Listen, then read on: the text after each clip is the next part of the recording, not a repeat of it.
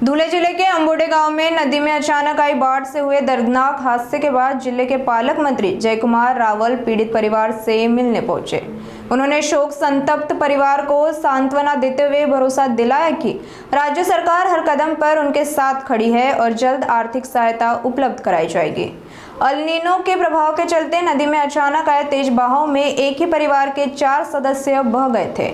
इनमें 2 बच्चों को सुरक्षित बचा लिया गया, जबकि पिता और एक बेटे की तलाश अब भी युद्ध स्तर पर जारी है। घटनास्थल का निरीक्षण करने के बाद पालक मंत्री जयकुमार रावल ने कहा कि अगले 8 से 10 दिनों के भीतर शासन की ओर से मंजूर आर्थिक सहायता सीधे पीड़ित परिवार के बैंक खाते में जमा कर दी जाएगी।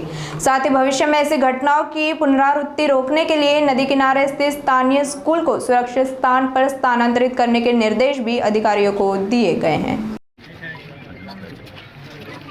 अल नीनोचा एक भयंकर प्रकार या आपल्या अंचाडे गावामध्ये आंबोडे गावामध्ये आपण पाहिला की अचानकपणे सकाळी मोठा एक नदीमध्ये धोका आला आणि त्या माध्यमातून जवळपास 4 लोक, वडील आणि त्याचे 3 मुलं ते वाहून गेले।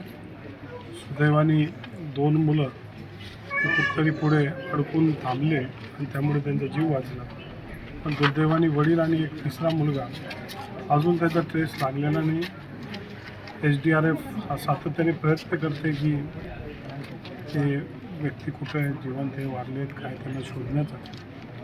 आणि या सगळ्या परिस्थितीमध्ये परिवारावर फार मोठी शोककळा ही पसरली आहे। एक प्रकारचा आधार देण्यासाठी आम्ही इथे आलो आहे।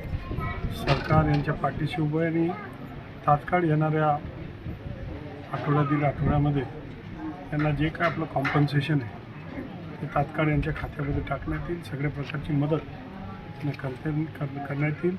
त्याचबरोबर आम्हाला तिथे एक शाळा जी आहे ती नदीपात्रामध्ये दिसते आणि ती जर कधी असा परत पूर आला मोठा धोका विद्यार्थ्यांना होऊ शकतो। चिमुकले मुलं असतात आणि म्हणून जिल्हा परिषदेला मी तात्काळ सूचना दिल्या आहेत की नवीन जागा आयडेंटिफाय करून शाळांचं स्थलांतर झालं पाहिजे।